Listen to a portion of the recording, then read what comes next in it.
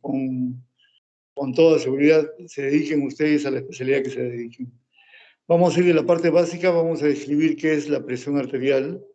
Se describe como la fuerza con que la sangre presiona, digamos, el interior de las arterias. Pues como ven ustedes, la flechita en el vaso es la fuerza con la que la sangre presiona las paredes arteriales. Siguiente. Tiene que ver con dos cosas importantes: la resistencia periférica, o sea, la resistencia que ponen las arterias del organismo al paso de la sangre, y la fuerza con que el corazón impulsa la misma. Estos son dos variables importantes. Siguiente.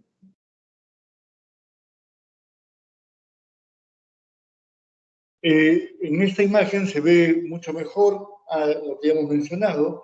Dice, la presión arterial es igual al gasto cardíaco multiplicado por la resistencia arterial periférica. Y si vamos hacia arriba, a ver si me vas ayudando con el puntero. Arriba del gasto cardíaco hay dos variables que son la precarga y la contractilidad. La precarga ya lo hemos definido como el volumen intravascular. Entonces, seguimos por donde dice precarga, muy bien, está señalando, dice mayor volemia. Y vamos a ir mejor de arriba hacia abajo. Cuando hay una mayor ingesta de sodio, señala eso, ¿qué ocurre? Aumenta la volemia. Al aumentar la volemia, aumenta la precarga. Al aumentar la precarga, aumenta el gasto cardíaco. Y al aumentar el gasto cardíaco, aumenta la presión arterial. Eso ya lo saben ustedes de fisiología. Y esa es la razón por la que una de las primeras cosas que uno hace con el paciente hipertenso es disminuir la ingesta de sodio. Al disminuir la ingesta de sodio, baja la volemia, baja la precarga, baja el gasto cardíaco, por lo tanto baja la presión arterial. Luego tenemos la reducción de la masa nefronal. Por ejemplo, en los pacientes diabéticos, la hiperfiltración glomerular, que produce un daño en la membrana basal del glomérulo, con el tiempo lo que se llama nefroesclerosis y una disminución de la cantidad de nefronas. Al haber una disminución de la masa nefronal, eso produce una mayor retención de sodio.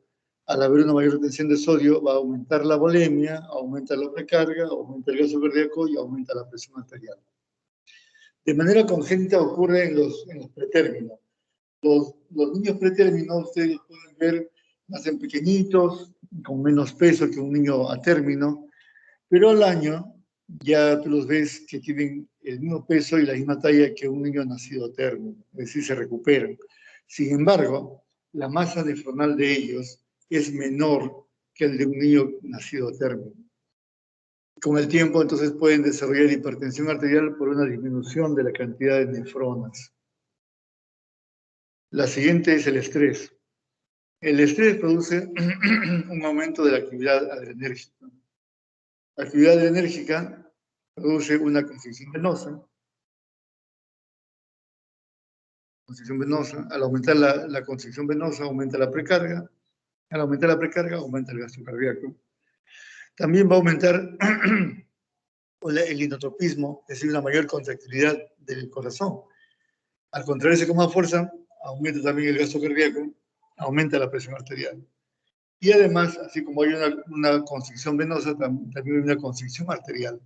Al haber una vasoconstricción arterial, eso aumenta la resistencia periférica, y al aumentar la resistencia periférica, aumenta la presión arterial.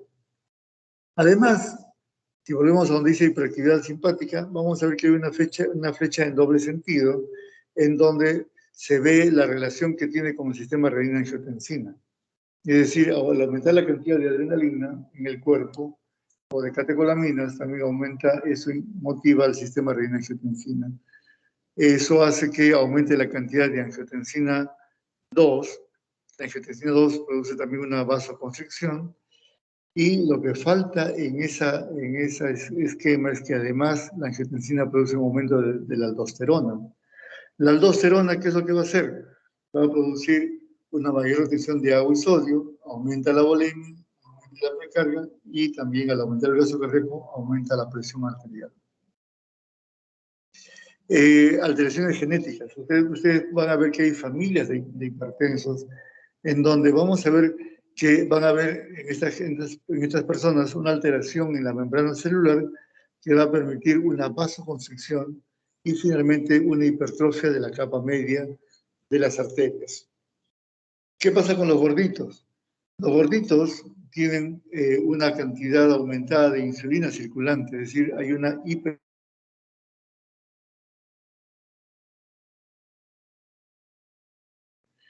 tratar de reducir la cantidad de glucosa circulante. La insulina va a provocar una hipertrofia estructural de la capa media de las arterias musculares y también va a producir una hipertrofia del ventrículo izquierdo. Entonces, esta gráfica trata un poco de explicar por qué motivo sube la presión arterial. Entonces, recordar que la presión arterial tiene que ver con el gasto cardíaco y tiene que ver con la resistencia periférica. En general, cuanto más mayor es la persona, cuanto más vieja es la persona, la resistencia periférica juega un rol más importante. Los hipertensos jóvenes suelen tener más bien un gasto cardíaco elevado. Entonces, esto justifica por qué el diurético es uno de los primeros fármacos que damos, sobre todo en el hipertenso joven, y por qué en las personas mayores usamos más bien vasodilatadores. Siguiente. Entonces, comencemos definiendo lo que es hipertensión arterial. Tradicionalmente hemos definido la hipertensión arterial en base a cifras, en base a valores. De tal suerte que decimos que en el adulto, la presión arterial, cuando la presión arterial sistólica pasa de 140 milímetros de mercurio y la diastólica es igual o mayor de 90 milímetros de mercurio, en por lo menos 3 visitas, hablamos de hipertensión arterial. Entonces, la definición actual de hipertensión arterial está basado en datos numéricos que a su vez se sustentan en criterios estadísticos. Sabemos que cuando la presión arterial pasa de esos valores, se incrementa de manera significativa las enfermedades cardiovasculares secundarias a hipertensión. Siguiente. Pero esta definición que les voy a dar es una definición un poquito más completa, en donde para hacer un paralelismo, por ejemplo, con la diabetes, casi siempre hemos considerado que la diabetes se define como un nivel de glucosa determinado, por encima de 140. Igual, cuando la presión arterial, hablamos de hipertensión arterial cuando la cifra está por encima de 140. Pero la verdad es que el asunto es un poco más complicado de simplemente esos valores. Resulta que existen una serie de cambios, tanto funcionales como estructurales, que van precediendo a los cambios al inicio de la hipertensión medido por valor.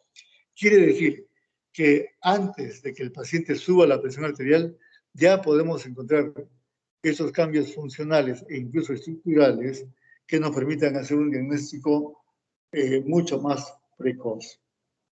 Por ejemplo, si yo tengo un paciente gordito, en donde ya yo veo que su nivel de insulina está más elevado, si ya yo veo que la reactividad vascular es mucho más importante o es mucho más enérgica que lo normal, probablemente este paciente en el transcurso del tiempo vaya a ser ya hipertensión arterial. Entonces, ¿qué tengo que hacer?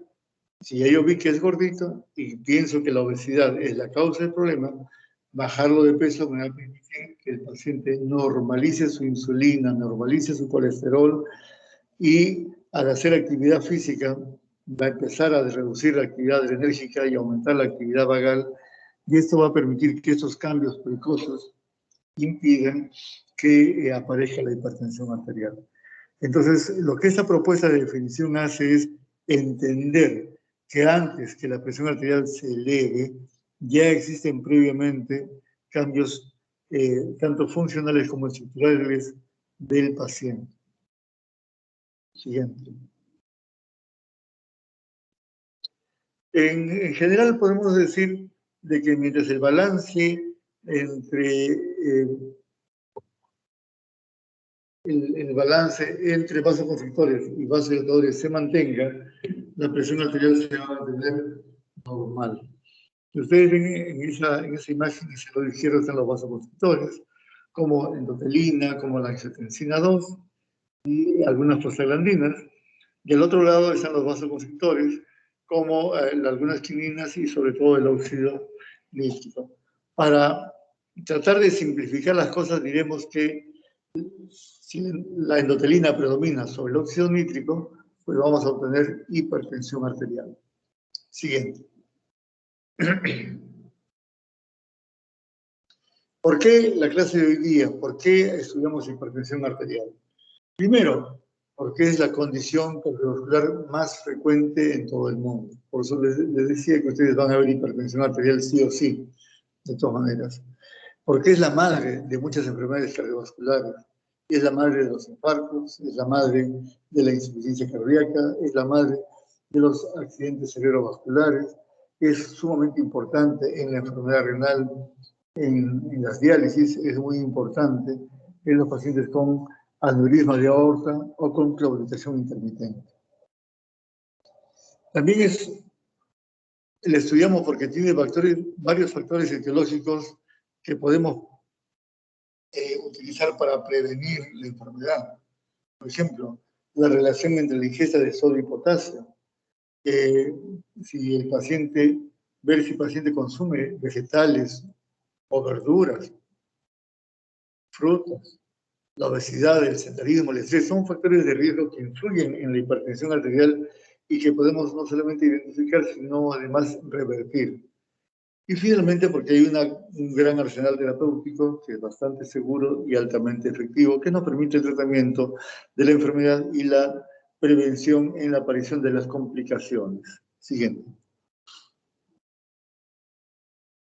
No queda ninguna duda, este es un estudio en donde se relaciona el riesgo de stroke y el valor de la presión arterial. Cuanto más alta es la presión arterial, más chance de hacer enfermedad coronaria. Siguiente. Perdón, enfermedad cardiovascular, cerebrovascular. Este es un estudio de diferentes países donde muestran que un mejor tratamiento de la hipertensión arterial ha disminuido de manera significativa las enfermedades cerebrovasculares. Siguiente. Igual pasa con la enfermedad coronaria. Mejor tratada la hipertensión arterial, una disminución de la enfermedad coronaria. Siguiente.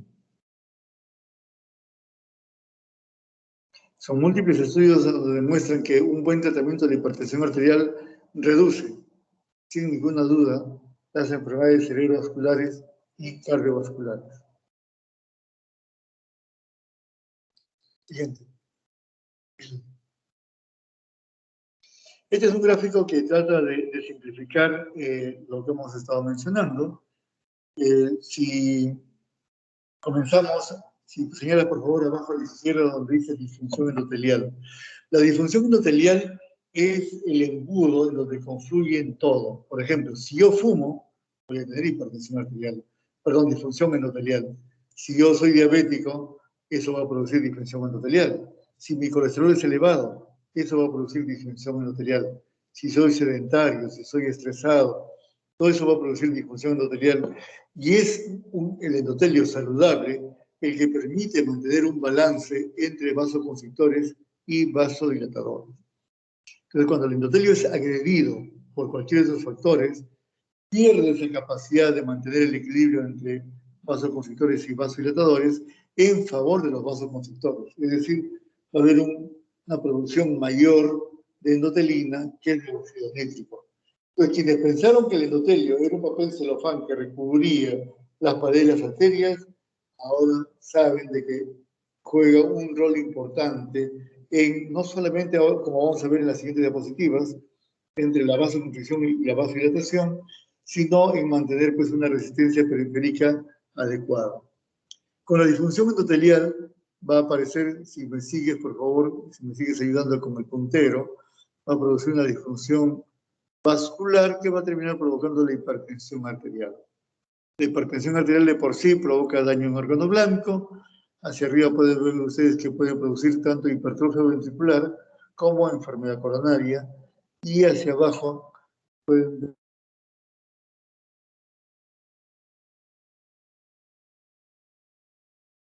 los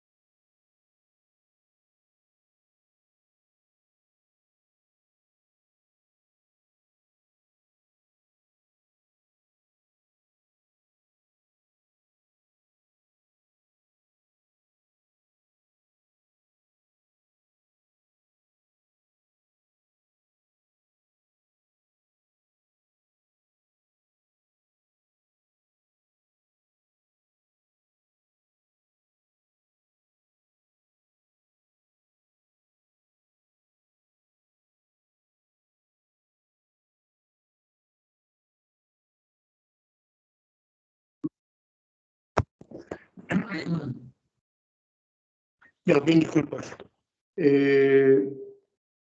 Vamos a reiniciar entonces la clase. Entonces, si vuelves a señalar donde dice daño en órgano blanco, recordar que el corazón, el cerebro y los riñones son los órganos blancos más importantes, y la misma nefropatía va a provocar más disfunción endotelial. Entonces se vuelve todo un círculo vicioso. ¿Cómo se rompe el ciclo vicioso? Tratando la hipertensión arterial. Entonces, si yo bajo la presión arterial, ya no va a ocurrir daño en órgano blanco, no va a haber lesión renal, por lo tanto va a disminuir la disfunción endotelial. Por supuesto, tengo que identificar todas las causas de disfunción endotelial. Si está gordito, pues tendrá que bajarlo de peso. Si fuma, tendrá que dejar de fumar. Si está bebiendo alcohol, recuerden que el alcohol que produce superóxidos, que también producen disfunción endotelial, tendrá que reducir o disminuir la cantidad o suspender la ingesta de alcohol, etcétera, etcétera. Siguiente. Esta diapositiva lo que muestra es cómo es que la hipertensión arterial puede perpetuarse a sí misma. Vamos a pasar rápidamente esto porque me imagino que ustedes ya lo saben. Siguiente.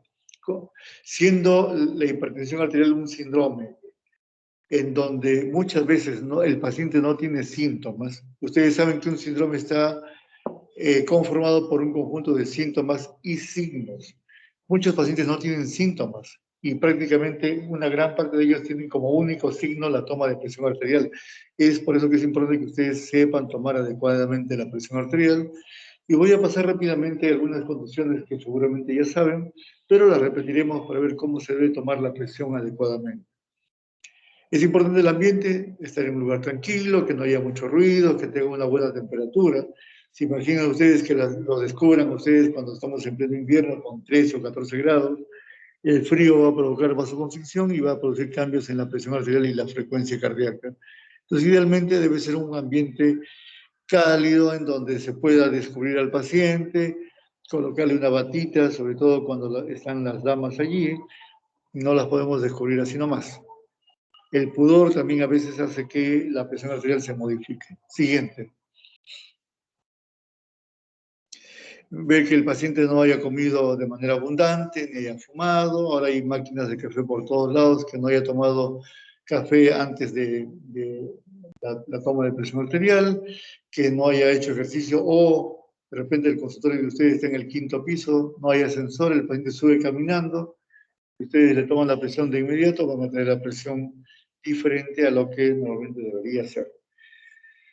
Recordar que el uso de simpáticos miméticos, si está tomando antigripales, si está tomando vasoconstrictores oculares, van a cambiar el valor de la presión arterial.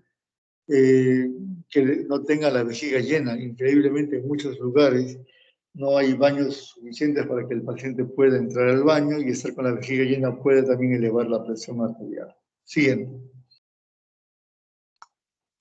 La postura del paciente. Recordar que el paciente, el brazo debe estar en lo posible sin ropa para poder tomar la presión arterial. En el invierno a veces los pacientes llegan con una blusa o una camisa, una chompa, una segunda chompa y un calentador y el abrigo, la casaca. Entonces tenemos que en lo posible tener el brazo desnudo para poder tomar la presión arterial. Si vamos a tomar la presión en decúbito es válido, si va a tomar la presión arterial sentado también es válido para el registro. Recordar que el brazo debe quedar a la altura del corazón para que el registro sea el adecuado. Una vez que uno echa o reposa al paciente o sienta al paciente, hay que esperar unos 5 minutos para poder hacer el registro. Por eso es que muchas veces los médicos lo tomamos sentado al paciente, porque es el periodo de anamnesis, y vamos aprovechando ese periodo de preguntas para poder darle esos 5 minutos de descanso al paciente antes de la toma de presión arterial. Siguiente. Recordar que debemos tomar la presión arterial en por lo menos 2 posiciones, sentado y de pie, o de cúbito y de pie, por la posibilidad del ortostatismo, la presencia de hipotensión postural. Cuando el paciente se pone de pie, la presión sistólica y la diastólica se reducen ligeramente, generalmente menos de 10 milímetros de mercurio. Si la presión arterial sistólica cae 20 o más milímetros de mercurio, ya estamos hablando de ortostatismo, o con una diastólica que se reduce en más de 10 milímetros de mercurio, también ortostatismo. Recordar que las embarazadas, sobre todo a partir de la semana 20, tienen o pueden tener una patología que se llama hipertensión del embarazo o toxemia del embarazo, cuyo tópico no se va a tocar ahora, seguramente lo verán cuando hagan su curso de obstetricia.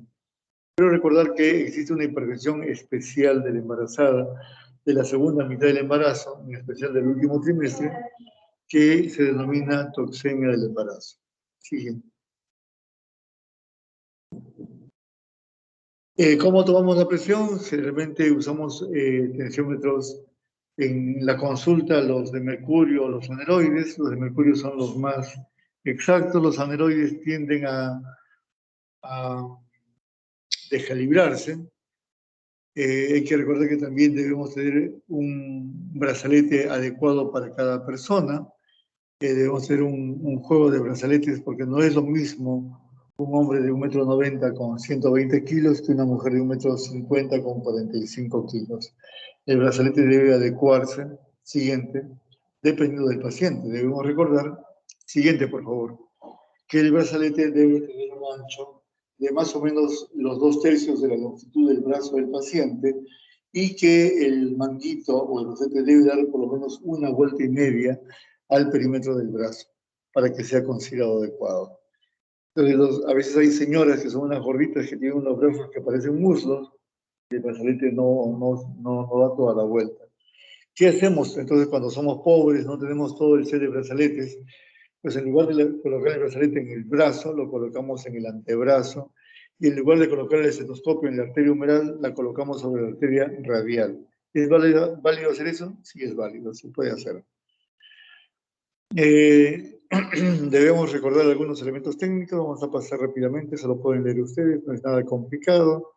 Siguiente, por favor. Recordar que hay que bajar la columna de mercurio sin mucha rapidez, prácticamente 2 milímetros de mercurio por segundo. Hay algunos que son campeones que bajan muy rápidamente la columna de mercurio porque están apurados. Recordar que el primer sonido de Korotkov corresponde a la presión sistólica y que al final de la fase 4 corresponde la presión arterial diastólica. Siguiente. Es lo que estábamos mencionando.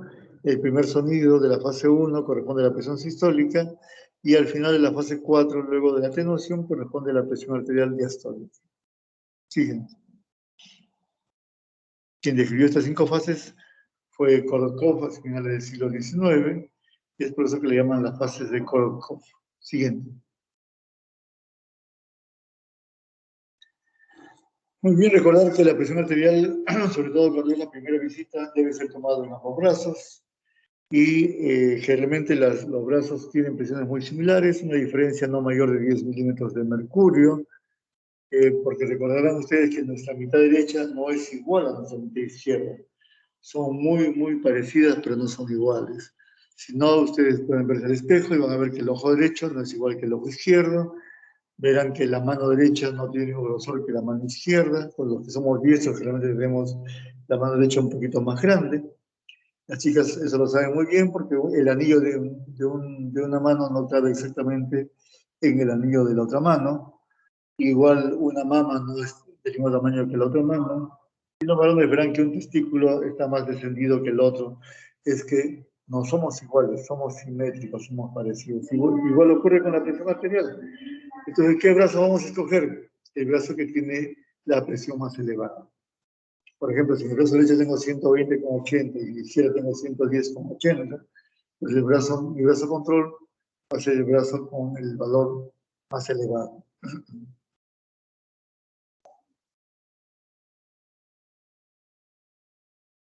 Recordar que en cada visita deben hacerse por lo menos 2 tomas de presión arterial, separados por un tiempo de 2 minutos, y el valor que se consigne es el valor promediado de los dos. Si el paciente tiene arritmia, en lugar de tomar 2 veces, tomaremos la presión arterial 5 veces. Siguiente. Siguiente.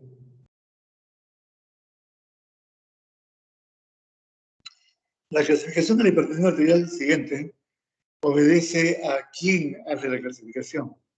Siguiente, por favor. Vamos a ver primero la clasificación europea. SEH significa Sociedad Europea de Hipertensión Arterial, que es la que más me gusta, se parece mucho a la clasificación latinoamericana, que es casi una copia de la clasificación europea, que divide en óptima, normal, normal alta, grado 1, grado 3 y hipertensión sistólica aislada. No vamos a leer los valores, los pueden ustedes leer ahí en la diapositiva. Siguiente. Diferente a la clasificación norteamericana, hecha en el 8º Joint National Committee, que divide en normal, prehipertensión, estadio 1 y estadio 2, con los valores que están ahí. Siguiente. La clasificación también puede ser por etiología, esencial primaria o desconocida, y la secundaria. La primaria es casi el 90 o 95% de los pacientes con hipertensión arterial, y la secundaria, es decir, de causa conocida, son de un número pequeño, entre 5 y 10%. ¿Cuáles son las causas más frecuentes de esta secundaria? Pues primero tenemos que revisar la de origen medicamentoso. Recordemos que las personas mayores tienen una serie de comorbilidades, problemas, por ejemplo, osteoarticulares, y no es raro que estén tomando antiinflamatorios esteroideos y no esteroideos. Entonces, revisar qué está tomando el paciente, y veremos que a veces hay antiinflamatorios que están tomando como causa o agravadores de la hipertensión arterial. En segundo lugar, las enfermedades renales, sobre todo las enfermedades parenquimales renales. Hablo de las glomerulopatías, las nefropatías intersticiales, la hidronefrosis, que podemos ver a veces en pacientes con litiasis renal, etc. En tercer lugar, las enfermedades vasculares renales. Veamos ahí la displasia de la capa media de las arterias renales. ¿Recuerdan ustedes la hipertensión de Goldblatt? Goldblatt es un fisiólogo que hizo un experimento bien interesante en perritos. Él ligaba la arteria renal de un lado y él observaba que la presión arterial se elevaba. Él, por supuesto, no sabía todavía en ese momento que estaba provocando isquemia renal y eso activaba el sistema renina-angiotensina. Cuando esto ocurre, cuando hay una displasia de la capa media, se hipertrofia la capa media y produce isquemia renal, eso se llama hipertensión de tipo Goldblatt, recordando el experimento que hizo Goldblatt. Y eso se suele ver, esa displasia, en hipertensos severos jóvenes. En cambio, puede haber una obstrucción, no por displasia de la capa media, sino por obstrucción ateromatosa del endotelio, que eso se ve generalmente en gente mayor, en viejos. Entonces puede haber hipertensión Goldblatt en viejos por aterosclerosis y en jóvenes por displasia de la capa media. Entonces el riñón te puede dar problemas por parenquimales renales y también vasculares renales. Siguiente. ¿Cuáles son las menos frecuentes? La enfermedad de Crohn o hiperaldosteronismo primario. ¿Cuáles son las causas raras? Feocromostoma, Cushing y coartación de aorta. En la última línea vemos hipertensión sistólica aislada. Recuerden ustedes que en la clasificación de la Sociedad Europea de Hipertensión Arterial, en la última línea decía hipertensión sistólica aislada. Veremos que casi siempre es secundaria, por aortoesclerosis, por bradicardia, sobre todo cuando hay bloqueos auriculoventriculares, en pacientes diabéticos también por aortoesclerosis, en pacientes con hipertiroidismo y en pacientes con insuficiencia aórtica. Entonces, cuando yo tengo hipertensión sistólica aislada, debo pensar en estas patologías. Recordar que hipertensión sistólica aislada es que la presión arterial sistólica está en el rango de hipertensión, mientras que la diastólica está en el rango de normotensión. Siguiente. La que hemos visto ya, hemos comentado sobre la hipertensión del embarazo. Si ustedes conocen al paciente, o perdón, mejor dicho, no conocen a la paciente y la ven por primera vez, cuando hacemos diagnóstico de hipertensión del embarazo, usaremos los valores que ya hemos mencionado al inicio de esta clase, 140/90. Siguiente. Pero si ustedes conocen al paciente, siguiente, por favor. Si conocen al paciente, entonces vamos a utilizar estos valores. Un incremento en la presión sistólica igual o mayor a 30 milímetros de mercurio y un incremento en la presión arterial diastólica mayor o igual a 15 milímetros de mercurio. Entonces, si mi paciente inicia el embarazo, por ejemplo, con 90 de sistólica y 60 de diastólica, si yo lo sumo a 90, 30 milímetros, me va a dar 120. Y si le subo 15 milímetros a la diastólica de esta paciente, va a sumar 75. Quiere decir que esta paciente puede hacer hipertensión del embarazo con una presión arterial de 120,75. No es 140 sobre 90, todos los que no conocen a la paciente. Pero si conocen al paciente, esa es la fórmula que deben utilizar. Un incremento igual o mayor en la sistólica de 30 milímetros de mercurio y un incremento igual o mayor a 15 milímetros de mercurio en la presión arterial diastólica. Siguiente. La hipertensión de bata blanca. Llamamos hipertensión de bata blanca aquella presión arterial en el rango de hipertensión arterial que solo ocurre en presencia del médico. Son aquellos pacientes muy ansiosos que cuando vienen a la consulta siempre están en el rango de hipertensión arterial. Sin embargo, el examen clínico por lo demás es normal. El examen de laboratorio es por lo demás normal. ¿Cómo hago el diagnóstico? Entonces, si siempre lo encuentro, por ejemplo, con 180, 190 de presión arterial, para eso existe la prueba del monitoreo ambulatorio de presión arterial o la automedición de presión arterial. Entonces, es un paciente que yo le coloco el mapa. Yo tengo pacientes que están conmigo 180, 190, salen a la puerta del consultorio y su presión arterial baja a 110, 120. En la casa están con la presión completamente normal. Entonces definimos a hipertensión de bata blanca como aquella presión en rango de hipertensión arterial solamente durante la consulta. Y fuera de la misma es completamente normal. Siguiente. El caso opuesto a la hipertensión de bata, bueno, esto es como hacemos el diagnóstico, a través del mapa y a través del AMPA. AMPA es automedición de presión arterial. Son esas medidas que hace el paciente con los aparatitos validados, electrónicos, o de repente también si sabe tomar algún familiar que puede hacerlo, utilizando un tensiómetro aneroide o de mercurio si lo tuviera. Siguiente. Bueno, no está puesto ahí, pero hay otro tipo de hipertensión arterial que se llama hipertensión enmascarada. La hipertensión enmascarada es un poco más raro que la de bata blanca. Es aquel paciente que cuando viene a la consulta está en rango de normotensión. Sin embargo, ustedes examinan, tiene un cuarto ruido, toman el electrocardiograma, hay hipertrofia ventricular, le toman un examen de orina, hay proteinuria. Entonces dice, pero ¿cómo tiene todo esto si su presión es normal? Entonces vuelvan a colocar el mapa y lo que van a ver es exactamente al revés que con el paciente del bata blanca. Es decir, más bien son normotensos en la consulta, pero cuando van a la casa o al trabajo, sabe Dios qué ocurre ahí, que la presión entra al rango de hipertensión arterial produciendo daño en órgano blanco. Cuando una vez hecho el diagnóstico entonces de hipertensión arterial con todo lo que hemos visto, ¿cuáles son nuestros 6 objetivos? Primero, es establecer con certeza si es hipertenso o no y de qué grado de hipertensión arterial estamos hablando. En segundo lugar, buscar cuáles son las causas curables de hipertensión arterial, como ya hemos visto. ¿Qué puede producir hipertensión arterial? ¿Fuma? Ok, señor, deje usted de fumar. ¿No hace ejercicio porque es sedentario? Señora, usted actividad física. ¿Estrés? Bueno, trate usted de bajar el estrés.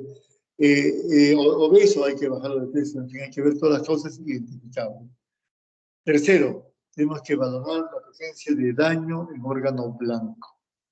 Ya hemos visto órganos blancos, el cerebro, el riñón, los ojos, etc. Detectar la coexistencia de otros factores de riesgo cardiovascular. Identificar enfermedades concomitantes que puedan provocar o influir en el pronóstico y tratamiento del paciente. Y finalmente, evaluar el estilo de vida del paciente. Miren todo lo que hay que hacer con el hipertenso. Siguiente. Siguiente. Muy bien, dentro de las causas identificables, una cosa que preguntamos poco los médicos es el apnea del sueño. Claro, si el paciente viene solo, él no sabe si tiene apnea del sueño. De repente sabe que ronca, pero no sabe si tiene apnea.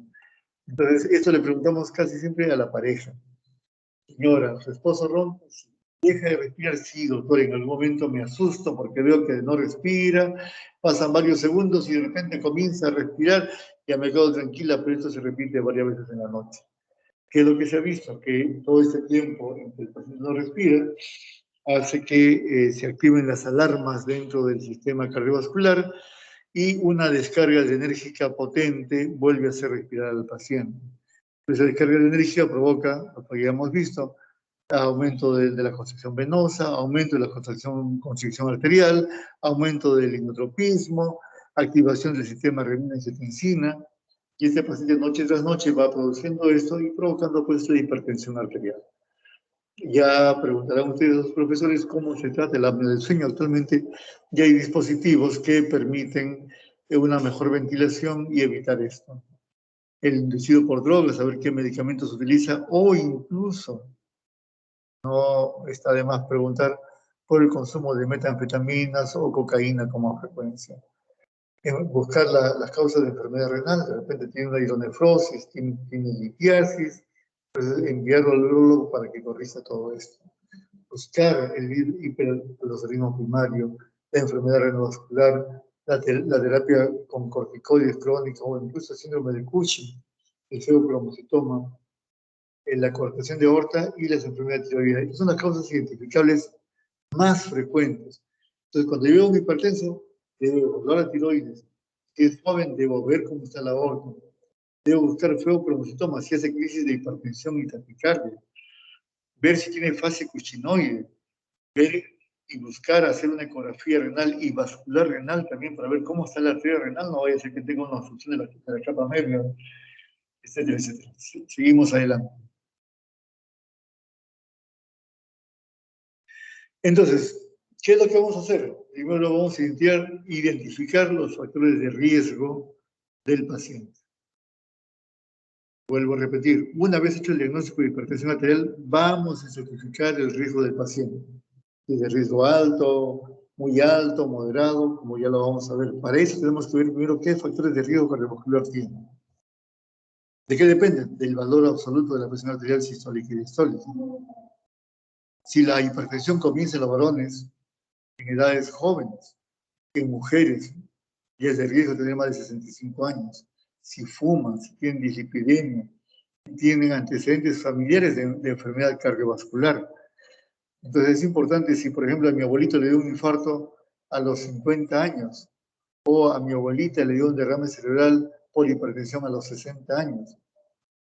Si esto ocurre en edades avanzadas, no tiene mucha importancia. Entonces es un factor de riesgo si en tu familia hay enfermedad cardiovascular precoz.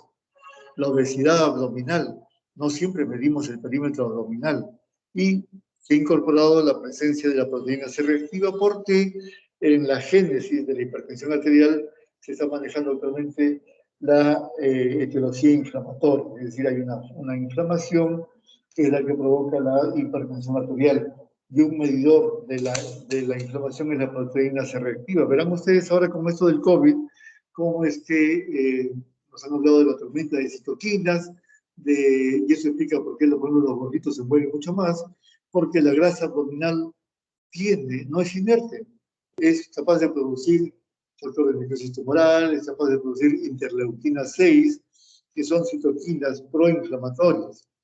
Entonces, si yo encuentro un paciente que tiene un PCR positivo mayor de 1 miligramo por decilitro, eso ya es un factor de riesgo para el paciente.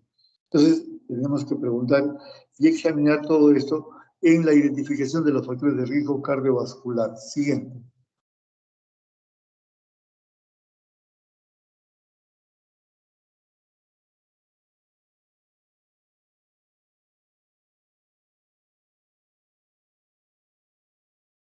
Siguiente, por favor. Lo segundo es que vamos a buscar la presencia de daño en órgano blanco. Ya hemos visto cuáles son los órganos blancos. Comencemos con el corazón. Busquemos hipertrofia ventricular, tanto desde el punto de vista electrocardiográfico como ecocardiográfico. Les contaré que el ecocardiograma es mucho más sensible para la hipertrofia ventricular que el electro. En segundo lugar, veamos cómo es el impacto sobre el endotelio. ¿Y cómo vemos el endotelio? Hay una forma de ver a través de la ecografía carotidia. ¿no? Ver y podemos medir el grosor miointimal. Usualmente lo normal es menor de 0.5 milímetros. En general, cuando encontramos un grosor miointimal de 0.5 o menos, la posibilidad de tener enfermedad cardiovascular es muy baja. De 0.5 a 0.9 es, digamos, el envejecimiento normal del grosor miointimal, pero más de 0.9, es decir, 1 milímetro, o 0.9 o más de 1 milímetro, ya estamos hablando de aterosclerosis. ¿Cuál es la primera parte? Ustedes saben muy bien, la displasia lipídica. A nivel renal, veamos los valores de creatinina. Si hay una creatinina elevada, pues también ya estamos hablando de daño en órgano blanco. Y la presencia de la microalbuminuria, es decir, encontrar un dosaje de 30 a 300 miligramos de albúmina en orina de 24 horas. ¿Por qué? Porque si hay más de 300 miligramos ya no decimos microalbuminuria, decimos proteinuria. Allí no tienes ninguna duda que ese riñón está lesionado. Recuerden ustedes que la membrana glomerular es sumamente fina, las proteínas son muy grandes, no pueden pasar. Si ya encuentras rastros de albúmina en orina, que llamamos microalbuminuria, ya estamos hablando de daño en órgano blanco. Siguiente.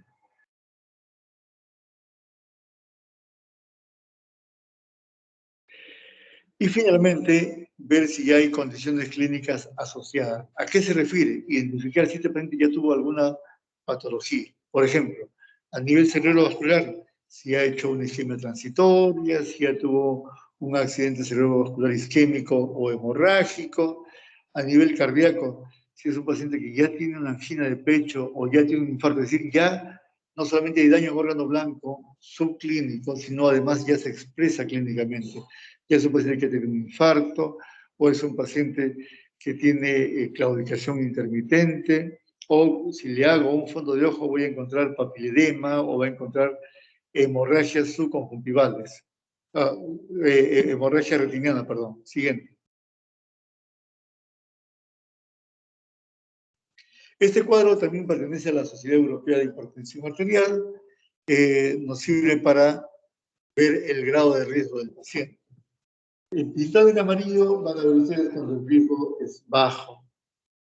Luego vamos a ver que va subiendo a riesgo moderado, riesgo alto y riesgo muy alto. Cuanto más rojo, peor es el paciente.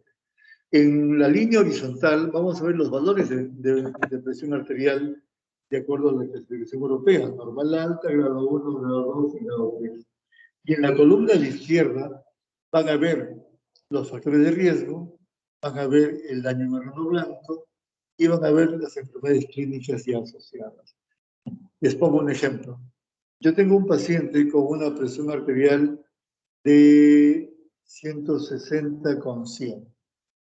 Correspondería a una hipertensión de grado 2, ¿verdad?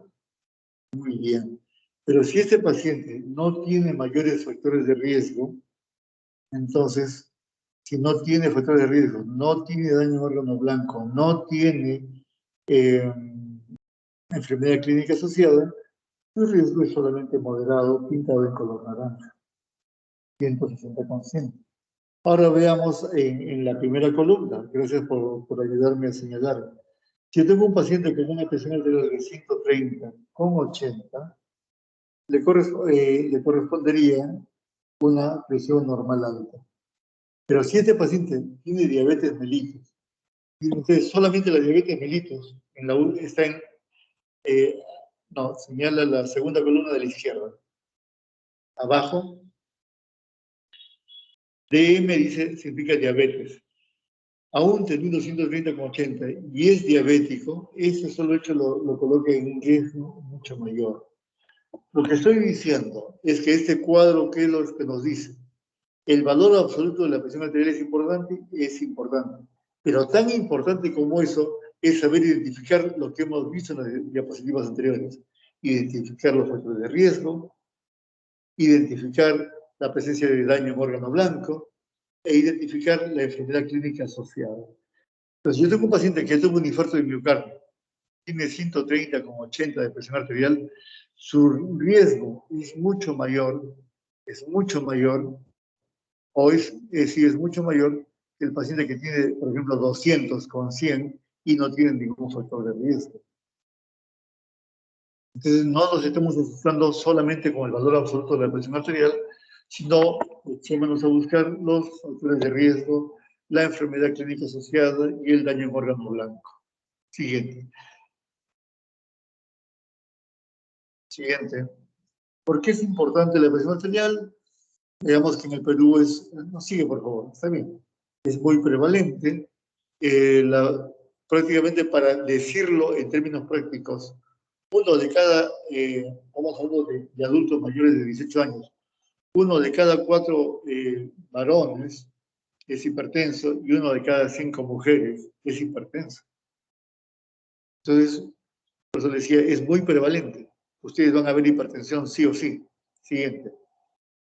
El estudio que determinó esto en el Perú es el estudio Tornasol. El Tornasol también nos permitió saber que menos de la mitad de los pacientes hipertensos saben que son hipertensos. Quiere decir que hay una gran masa de pacientes hipertensos en nuestro país que no saben que tienen la presión elevada. ¿Y por qué no saben? Porque les dije al comienzo que muchas veces no tienen síntomas.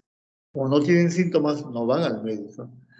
De los pacientes que saben que son hipertensos, solamente las 3/4 partes reciben tratamiento. Y de esos, más o menos la mitad están bien controlados.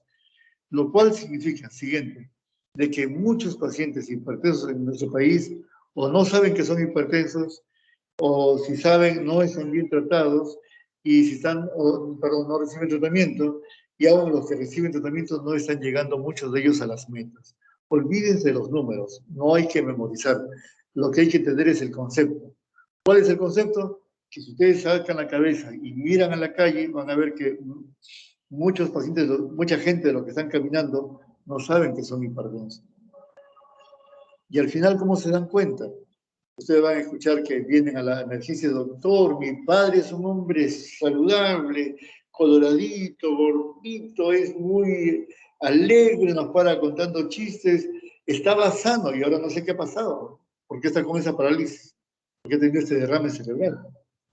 Y si este gordito no sabía que era hipertenso porque no produce muchos síntomas, y si no tenemos una cultura de chequeo regular, cuando pasamos por lo menos 40 años, deberíamos tomar la presión siquiera una vez al año, porque es una enfermedad que no te da síntomas. Entonces, este gordito del ejemplo, pues pasó años con hipertensión arterial y nunca se dio cuenta que tenía una enfermedad hasta que hizo de repente la complicación. En esta lámina lo que ven ustedes es cómo la prevalencia de la hipertensión arterial aumenta con la edad. Y miren, aún los jóvenes, de 18 a 29 años, hay un 3% de pacientes con hipertensión. Quiere decir que de repente alguno de ustedes pudiera ser ya hipertenso. Siguiente. Queda claro que los valores de la presión arterial, tanto sistólica como diastólica, influyen mucho en la mortalidad. Cuanto más alta tu presión, tanto sistólica como diastólica, tu mortalidad va a ser mucho mayor. Siguiente. Entonces, no solamente es importante saber qué tan hipertenso eres, sino qué nivel de presión, qué factores de riesgo, que si ya tienes o no daño en órgano blanco. Entonces, todos los estudios observacionales han demostrado que a más presión, más complicaciones cardiovasculares. Y los estudios de intervención, ahí puestos con la flecha naranja, muestran que cuanto bajamos la presión arterial, mejor es el pronóstico del paciente. Entonces, no tenemos ninguna duda que cuando vemos un paciente hipertenso, definido como lo hemos dicho, pues tiene que recibir tratamiento. Hay alguna persona que se dice, no, yo no tengo ningún síntoma, yo conozco mi cuerpo, yo no siento nada, entonces ¿para qué me vas a tratar? Y peor aún, vamos a ver cómo algunos medicamentos producen efecto colateral. Entonces te dicen, mira doctor, antes que usted me viera yo estaba bien, ahora que usted me trata yo me siento mal. Entonces, ¿para qué tomo la medicina si me siento mal? Siguiente.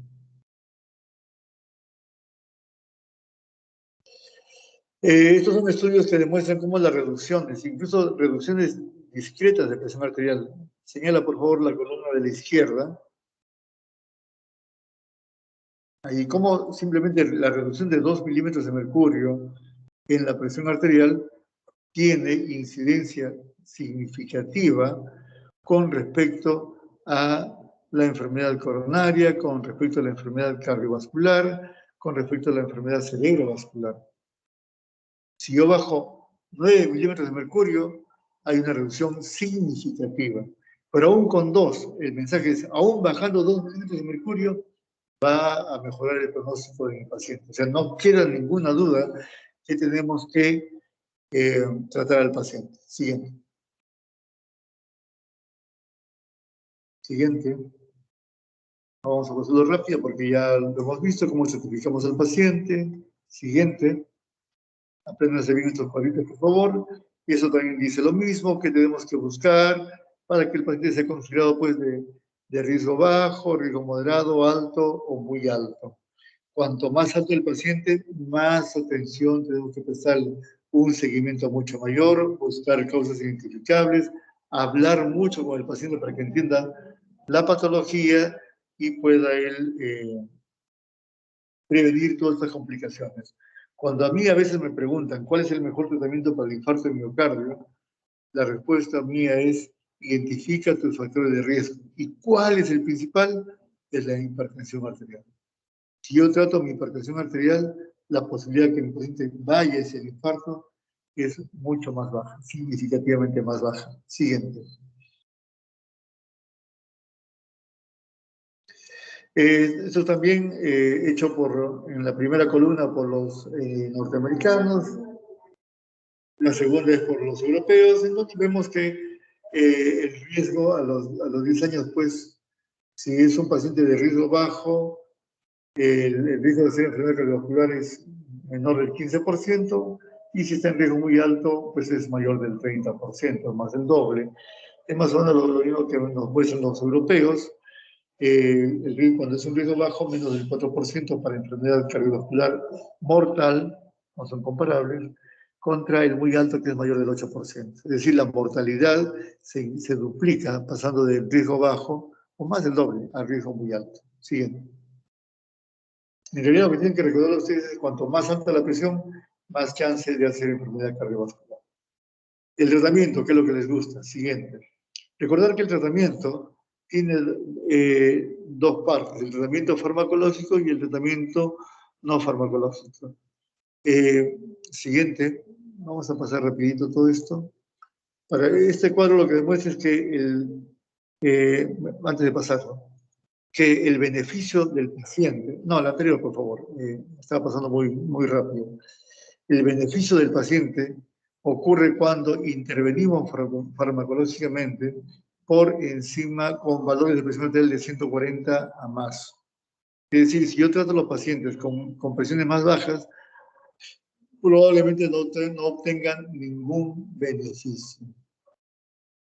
Siguiente.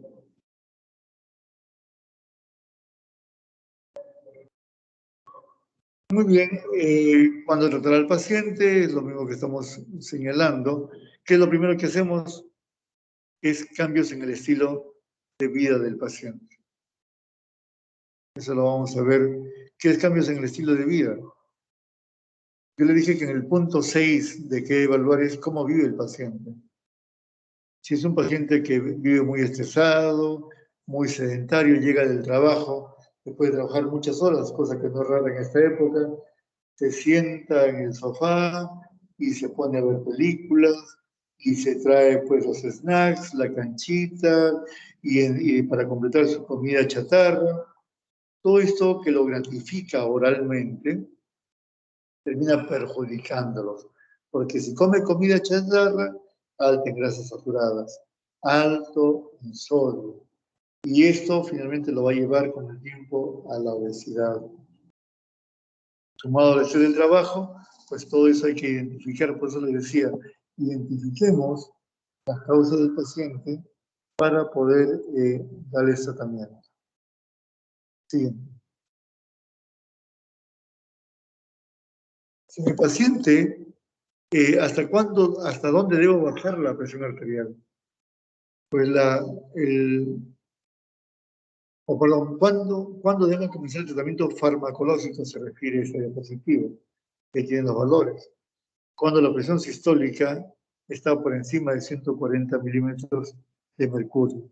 ¿Pero para qué sirve este cuadro?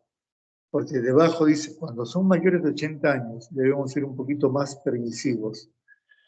Yo recuerdo hace ya varios años, yo recién tendría de graduado como cardiólogo 1 o 2 años, hicimos una mesa redonda y dentro de esa mesa estaba uno de mis profesores. Y nos escuchaba hablar de cómo tratar, incluyendo a los viejitos, había que bajarlos por debajo de 140 sobre 90, porque no había en esa época una diferenciación por edad, como lo pueden ver en este cuadro. Entonces él decía, yo no entiendo cómo es que al viejo lo quieren normalizar, entre comillas, cuando existen cambios fisiológicos en las arterias. Él decía, los viejos no hay que ser tan estrictos en bajarle la presión arterial, porque si no podemos provocarle hipoperfusión cerebral. Entonces, ahora somos un poco más permisivos con las personas mayores. Si a los viejitos los puedes bajar hasta 140 en buena hora, si no te dan síntomas. ¿Por qué? Porque puede haber ortostatismo con ellos. Entonces, no te olvides de tomarle al viejo la presión arterial echado, sentado y parado. A veces yo tengo pacientes que echado 180, parado 120. ¿Te imaginas si le doy tratamiento pensando que tiene 180? Pues voy a terminar provocándole una hipotensión ortostática. Entonces, con los viejitos hay que tenerlos alrededor de 190, perdón, de 160. Y así sea un viejito diabético, así sea con enfermedad renal. ¿Voy a intentar bajarlo un poquito más? Sí, pero no voy a ser tan agresivo. Y al primer síntoma de ortostatismo, regreso a como estaba anteriormente. Siguiente.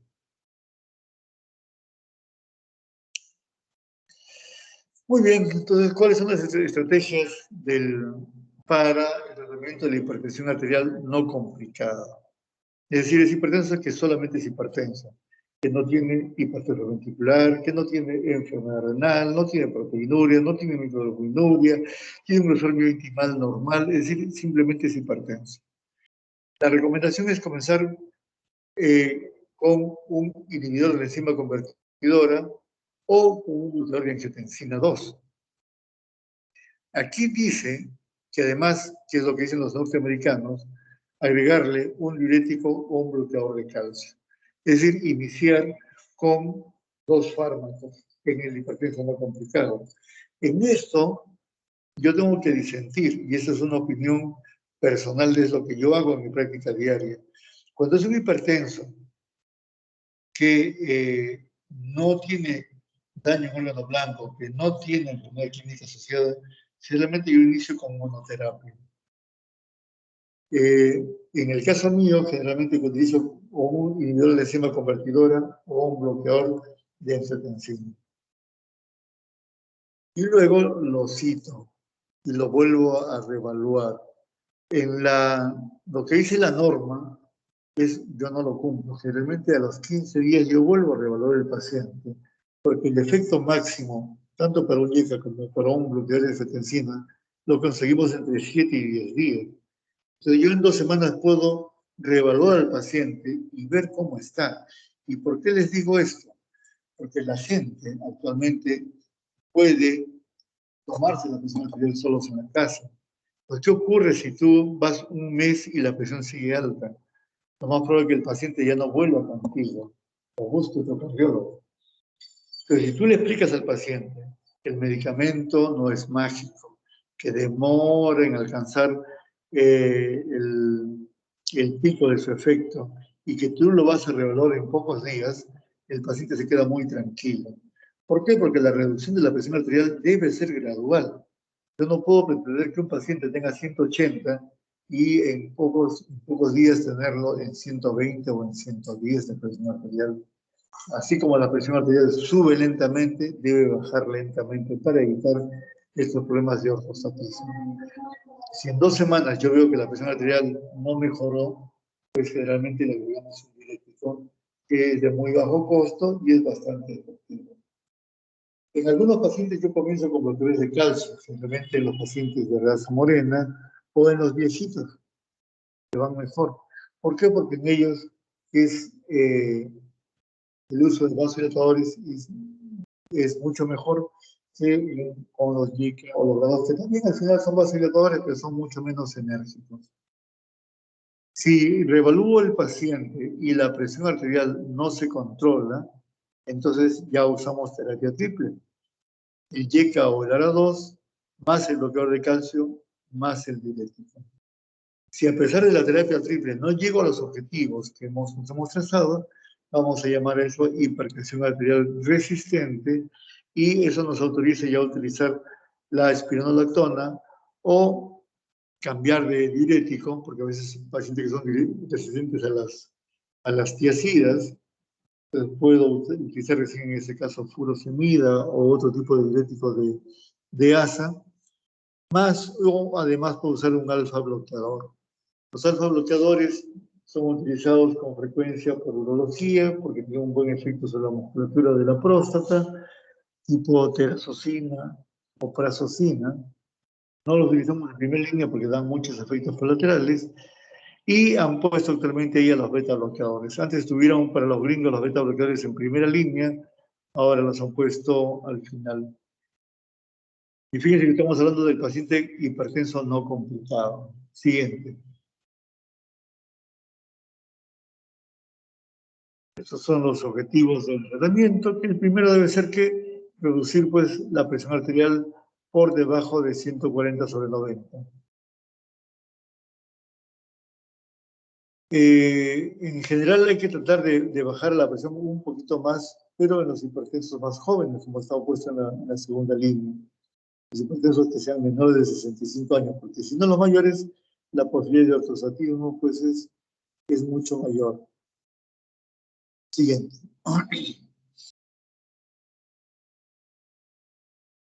Entonces, ¿cuáles son nuestras premisas en el tratamiento de la hipertensión arterial? Recordar que no son fórmulas de repostería. Y yo para hacer un queque siempre uso tanto de harina, tanto de azúcar, tanto de temperatura en el horno, etcétera, etcétera. Se individualiza la terapia. Todos los hipertensos son diferentes. Y una vez que decidimos tratar al paciente, recordar que hay dos brazos: el tratamiento farmacológico y el tratamiento no farmacológico. Siguiente. ¿Qué se refiere a los cambios en el estilo de vida? Siguiente, por favor. Este es el algoritmo que nos dieron los gringos, que tiene que ver con las primeras diapositivas que hemos visto. ¿Qué hacemos con el paciente hipertenso? Primero, modificaciones en el estilo de vida. Entonces tenemos que ver cómo vive el paciente. Tenemos que hablar, señor, que desayuna, que almuerza. De repente en las mañanas el desayuno son huevos revueltos o huevos con tocino, encima 2 panes llenos de mantequilla o margarina con embutidos, en fin. Entonces tenemos que enseñarle a comer al paciente, enseñarles que el peso, que el ejercicio, todo eso lo vamos a ver más adelante. Entonces, lo primero que hacemos siempre en todo paciente hipertenso son evaluar y modificar los estilos de vida que se puedan modificar. Si con eso no alcanzamos la meta, que ya hemos visto que es 140/90, entonces vamos a ver, pasamos al tratamiento farmacológico. En el lado de la izquierda, si señalas, por favor, que ya hemos visto aquellos pacientes que son hipertensos, que solamente son hipertensos, podemos elegir, como hemos visto ya en el estadio 1, los diuréticos o los YECA o los BRA2 o los de calcio o una combinación de ellos. Entonces, para los gringos, en primera línea están los diuréticos tiacídicos, el emblemático es la clortalidona, los inhibidores de la enzima convertidora, los bloqueadores de angiotensina y los bloqueadores de canales de calcio. Estos son los 4 grupos farmacológicos que alientan a usar los norteamericanos, o una combinación de ellos. Y recordad que la combinación casi siempre es un diurético más un YECA, un diurético más un BRA2, o un diurético más un bloqueador de calcio. Es decir, cuando yo decido combinar, casi siempre combinar esos fármacos de primera línea con un diurético es lo más adecuado y además lo más económico. Si el paciente es hipertenso estadio 2, señala por favor con la flechita, pues definitivamente los gringos dicen no comiences con un fármaco, sino comienza de frente con 2, con esta combinación como hemos mencionado. En el lado derecho estamos hablando del paciente hipertenso que tiene alguna condición obligatoria. Por ejemplo, si es un hipertenso que tiene insuficiencia cardíaca, seguramente un YECA o un BRA2 va a ser lo que yo voy a elegir. Si es un hipertenso con angina de pecho, seguramente elegiremos un beta bloqueador. Si es un hipertenso que tiene además enfermedad prostática, seguramente utilizaré un bloqueador alfa. Siguiente. Entonces ya hay que adecuar la terapia al paciente. Entonces aquí tenemos las modificaciones en el estilo de vida, bajarlo de peso, bajar la cantidad de alcohol, la ingesta de sodio, el ejercicio, la dieta DASH, que es una dieta rica en potasio, dieta rica en calcio, con abundante de vegetales y verduras, con menos cantidad de grasas saturadas, y la supresión del tabaco. Siguiente. Esto sirve, por supuesto, la siguiente, por favor. Por supuesto que sirve. Miren ustedes en la columna de la derecha cuánto podemos de ganar con la reducción con la modificación de estos estilos de vida. Por ejemplo, por cada 10 kilos que vaya en el paciente, va a haber una reducción de la presión arterial sistólica entre 5 y 20 milímetros de mercurio. Es un montón. Solamente con bajar de peso al gordito podemos ganar con la presión arterial sistólica. Igual, con una buena dieta, entre 8 y 14 milímetros de mercurio, con una menor cantidad de sal, entre 2 y 8 milímetros de mercurio, haciendo ejercicio entre 4 y 9 milímetros de mercurio, y evitando el alcohol entre 2 y 4 milímetros de mercurio. Entonces, en cuanto más factores pueda yo intervenir, voy a tener un mejor resultado para la obtención de una buena presión arterial. Recuerden que todo esto que hace, todo esto que hemos mencionado provoca o mortifica al endotelio, provoca disfunción endotelial, que como vimos en una diapositiva, es el punto de partida de la hipertensión arterial. Entonces, una vez que quitamos estos factores de riesgo, el endotelio que está todo aplastado, machucado, abofeteado, empieza a recuperar su función y empieza a balancear mejor la producción de vasoconstrictores, de vasodilatadores. Permite un mejor equilibrio entre la endotelina y el óxido nítrico. Bien. Esto es un poco más de lo mismo en cuanto al tratamiento farmacológico. Siguiente. Muy bien, esto es para demostrar que el riesgo del paciente debe hacerse siempre buscando los valores de presión arterial y los factores de riesgo, enfermedad clínica asociada y daño en órgano blanco. Que los pacientes que ya tienen un riesgo alto y muy alto no tengan ninguna duda que desde el primer día deben darle tratamiento farmacológico, ninguna duda. Con ellos no hay que esperar a las modificaciones en el estilo de vida. Ese lujo me lo puedo dar en los pacientes que tienen riesgo bajo e incluso con algunos de riesgo moderado. Ya han visto ustedes cómo modificar en el estilo de vida incluso puede normalizar la presión arterial. Entonces, si mi paciente no tiene riesgo, puedo dejarlo solamente con modificaciones en el estilo de vida, pero conversen bien con el paciente. ¿Por qué? Porque no es raro que el paciente, tú le dices, señor, haga usted ejercicio, señor, haga usted de peso, que la dieta DASH, que el potasio, que el calcio, y tú le dices, con esto se va usted a controlar. No es raro que el paciente, sobre todo en nuestra cultura, salga y diga, fui al médico y no me recetó nada. Y hay que explicarles bien que el tratamiento también es no farmacológico, que las modificaciones en el estilo de vida son también parte del tratamiento. Siguiente, por favor. Bien, esto es de acuerdo a la clasificación europea. Las primeras que vimos eran en base a la norteamericana. Vean ustedes cómo en amarillo la presión normal alta, cuyos valores están ahí. Hacemos inicialmente únicamente cambios en el estilo de vida, y si no alcanzamos las metas, sobre todo en los pacientes con riesgo muy alto, pues hay que ver el tratamiento farmacológico. En el estadio 1, tenemos que darle tratamiento farmacológico inmediato cuando el riesgo es alto o muy alto. Si no lo es decir, riesgo bajo o riesgo leve, podemos intentar solamente cambios en el estilo de vida. Lo que yo hago en lo personal, una vez que el paciente estadio 1, lo que yo les digo es que van a recibir un tratamiento farmacológico inicial, que va a continuar dependiendo de cuánto ellos cambien su estilo de vida, porque una cosa es que tú le digas que lo haga y otra cosa es que lo haga. El gordito que está acostumbrado a comer, difícil que deje de comer, difícil cambiar la forma de comer. Hay un viejo refrán que dice, al perro viejo no se le enseñan trucos nuevos. Entonces, enseñarle a hacer ejercicio a alguien que por 60 años nunca hizo ejercicio, enseñarle a comer sano a alguien que está acostumbrado a ir a un centro de comida rápida y soluciona así su problema porque no tiene quien le cocine en la casa, es bien complicado. Entonces, lo que yo hago en estos pacientes desde el grado 1 es dejarles la responsabilidad, porque muchas veces te preguntan, ¿y cuánto tiempo voy a tomar el tratamiento? Lo que yo les digo es, usted va a tomar todo el tratamiento mientras usted sigue gordito, mientras usted no baje de peso, mientras usted no modifique su dieta, mientras usted no deje el tabaco.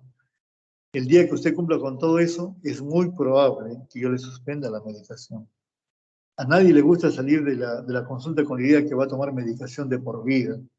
Entonces, lo que yo hago es dejarles la responsabilidad a ellos para que ellos sean los que decidan si hacen o no, si modifican o no su forma de vivir y si van a seguir o no con el tratamiento farmacológico. Entonces, como verán ustedes, a partir del grado 2, del estadio grado 2, los europeos dicen, cambia el estilo de vida y además debes darle tratamiento farmacológico. La elección es la que ya hemos visto, IECA, orador, o diurético o una combinación. Bien. Entonces, como esto ya sabemos, el paciente es un normotenso. ¿Qué voy a hacer? Solamente modificaciones en el estilo de vida. Si el paciente es estadio 1 y no tiene factores de riesgo y no tiene comorbilidades y no tiene daño órgano blanco, le doy chance primero de modificaciones en el estilo de vida. Generalmente 1 o 2 meses, no más allá de 3 meses. Si al revaluarlo sigue con la presión elevada, a pesar de que modificó todo, pues voy a darle tratamiento farmacológico. Y si no modificó nada y sigue con la presión alta, también le voy a dar tratamiento farmacológico. Pero a partir de los estadios 2 y 3, todos salen con tratamiento farmacológico, independientemente si tengan o no daño en órgano blanco. Siguiente. Esto ya habíamos visto, se trata de los pacientes con presión normal alta, la evidencia es 2B como un nivel de evidencia A, es decir, en estos pacientes es mejor recomendarles solamente cambios en el estilo de vida. ¿Cuándo le damos el tratamiento? Cuando ya tienen enfermedad cardiovascular asociada, es decir, cuando son de riesgo muy alto o de riesgo alto. Bien. Muy bien, entonces veamos cuáles son los fármacos antihipertensivos siguientes que vamos a manejar. Vamos a hablar de diuréticos, de los bloqueadores de calcio, de los bloqueadores angiogénicos, tanto alfa como beta, de los angiotensina y los vasodilatadores directos. Siguiente, una pincelada muy rápida sobre esto. Esto ya lo vimos, son los fármacos que vamos a elegir. Siguiente. Siguiente. Vamos a avanzar un poquito más rápido, se nos está ganando la hora. Comencemos con los diuréticos. Como les dije hace un rato, el diurético recomendado es el diurético tiacídico. El más usado en nuestro país es la hidroclorotiazida, que viene en tabletas de 2.5 y de 25 miligramos. Pero la mayor parte de trabajos en nuestro país están hechos, perdón, en el mundo están hechos con clortalidona. Así que si cuando quieran elegir ustedes un diurético tiacídico y pueden hacerlo, elijan la clortalidona.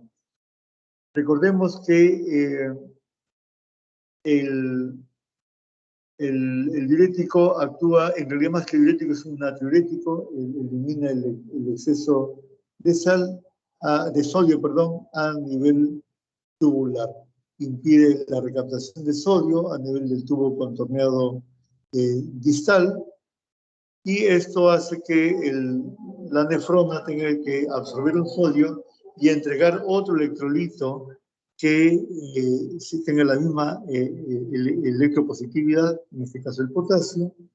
Entonces lo que vamos a conseguir es que va a haber una reducción de la cantidad de sodio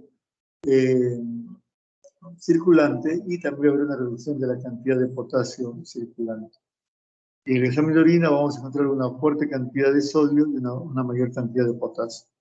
Le digo esto porque hay que tener mucho cuidado con el nivel de potasio, porque el uso crónico de diuréticos puede producir hipocalemia. Siguiente. Muy bien.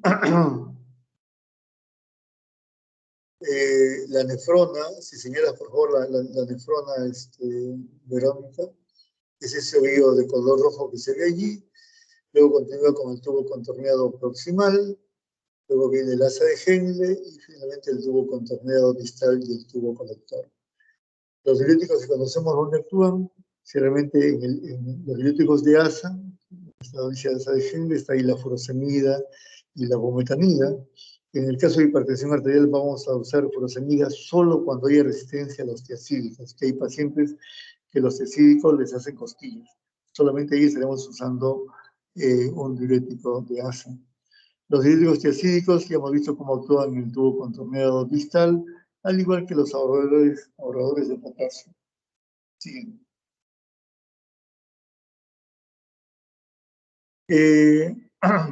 Los prototipos, como he visto ahí, son la hidroclorotiazida y la clorothalidona, son bastante utilizados, tienen una eficacia al reducir entre el 5 y 10% del sodio filtrado, pues que pueden provocar una premia con el tiempo.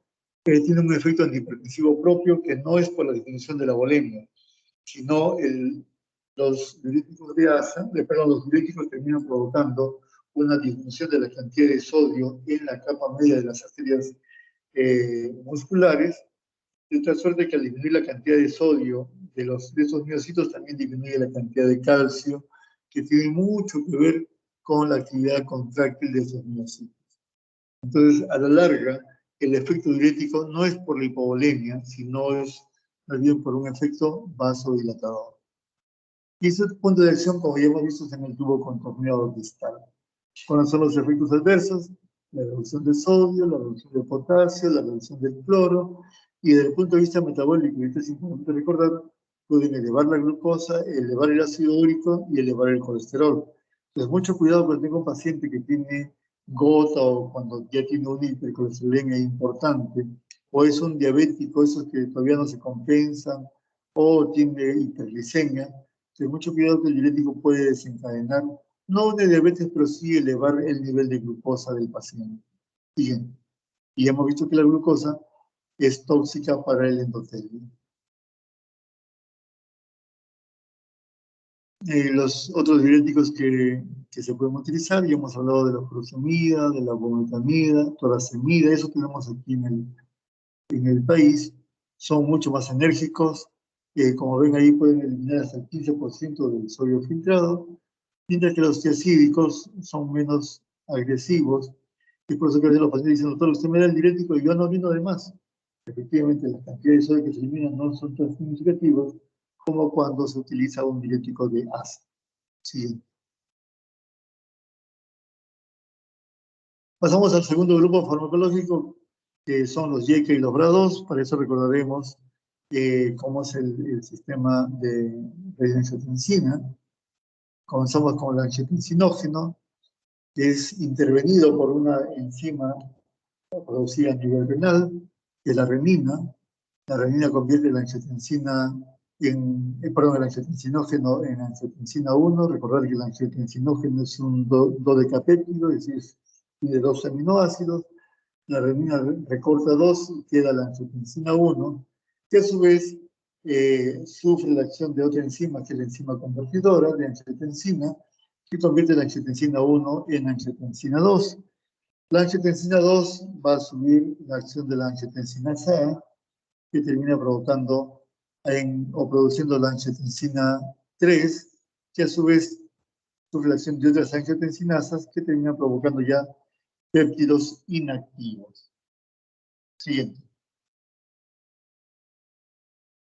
Los antagonistas de angiotensina tenemos de dos tipos, que son los inhibidores de enzima convertidora, YECA por sus siglas en español, inhibidores de enzima convertidora de angiotensina, y los antagonistas de los receptores de angiotensina o ARA2. ¿Cuáles son los emblemáticos? En el primer grupo el enalapril y en el segundo grupo el losartán. Emblemáticos porque son los de los primeros en aparecer. Siguen. En algún momento hubieron también inhibidores de la renina. Es decir, bloqueaban el paso de angiotensinógeno a angiotensina. La verdad es que no le fue muy bien en el mercado. Habían descensos de la presión arterial no muy significativos y con el tiempo se perdían rápidamente. Así que han dejado de utilizarse. Siguiente.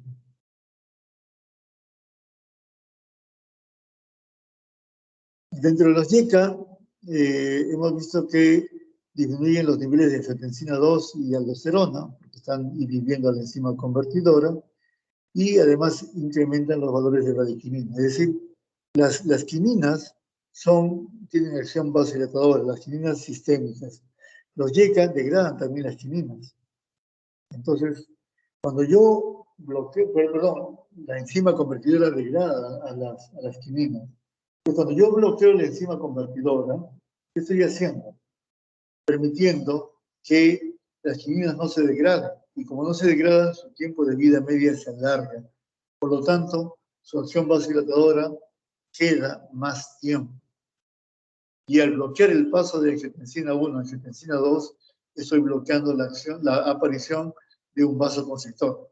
Entonces, la enzima convertidora tiene dos acciones. Bloquea el vasoconstrictor que produce la angiotensina 2 y produce una mayor duración de las radiquininas como vasodilatadores.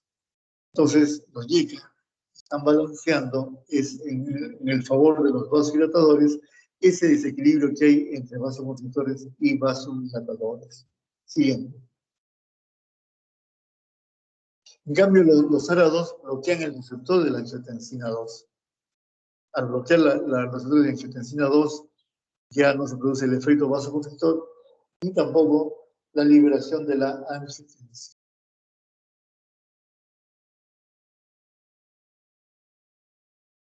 Es un potente vasoconstrictor. Como dice abajo, no usarlo en el embarazo, ni los YECA ni los ARA2. Siguiente. Entonces, fíjense ustedes todo el rol que juega la angiotensina 2. Aumenta la PAI-1, por lo tanto es protrombótico, aumenta la agregación plaquetaria, produce superóxidos, que ya vimos que son tóxicos para el endotelio, produce una hipertrofia de la capa media de las células musculares lisas de las arterias, provocando